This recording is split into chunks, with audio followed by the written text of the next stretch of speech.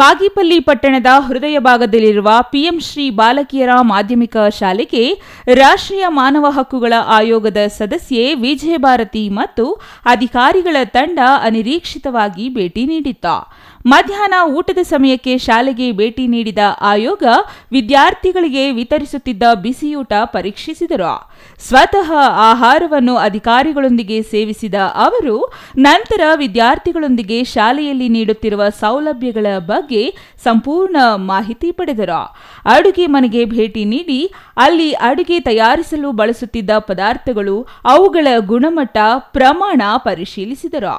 ಮಧ್ಯಾಹ್ನ ವಿದ್ಯಾರ್ಥಿಗಳಿಗೆ ನೀಡುತ್ತಿದ್ದ ಮೊಟ್ಟೆ, ಚಿಕ್ಕಿ, ಬಾಳೆಹಣ್ಣುಗಳ ಮಾಹಿತಿ ನೀಡಿದರಲ್ಲದೆ ವಿದ್ಯಾರ್ಥಿಗಳ ಹಾಜರಾತಿ ನೀಡುತ್ತಿದ್ದ ವಸ್ತುಗಳನ್ನು ತಾಳೆ ಮಾಡಿದರು.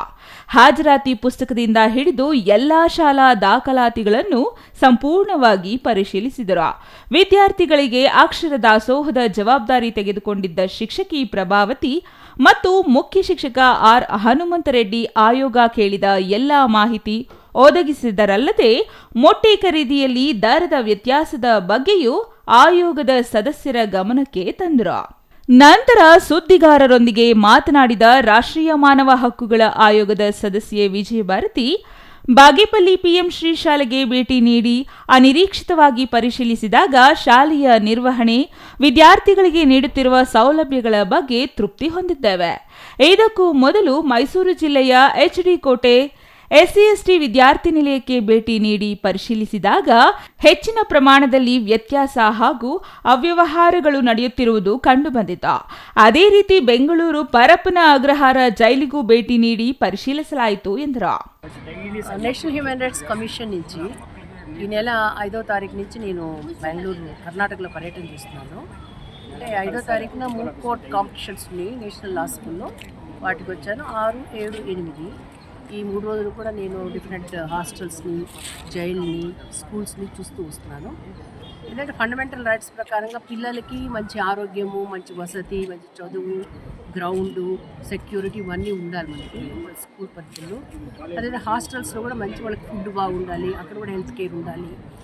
ఇవన్నీ ఇస్తున్నారా లేదా, సరిగ్గా జరుగుతున్నాయా లేదా అనే విషయాన్ని తెలుసుకోవడం కోసంగా మేము వచ్చున్నాము. అందులో భాగంగా నేను ఇక్కడ ఈ ప్రధానమంత్రి పిఎం శ్రీ కింద నడుస్తున్నటువంటి స్కూల్కి వచ్చాను. ఇక్కడ వీళ్ళ రిజిస్టర్స్ మెయింటైన్ చేయడం కానివ్వండి, పిల్లలకి ఇచ్చే భోజనది, పిల్లల్ని చాలామంది పర్సనల్గా కలిశాను. టీచర్స్ యొక్క సమక్షంలో కాకుండా నేను పర్సనల్గా కలిసి పిల్లలతో మాట్లాడాను. వాళ్ళు చాలా సంతోషంగా ఉన్నారు. వాళ్ళకి ఎవరైతే చిక్కీ తింటారో వాళ్ళకి, ఎవరు గుడ్డు తింటారో వాళ్ళకి గుడ్డు, బనానా తినే వాళ్ళు బనానా ఇస్తారు, భోజనం బాగుంది మాకు చెప్పారు.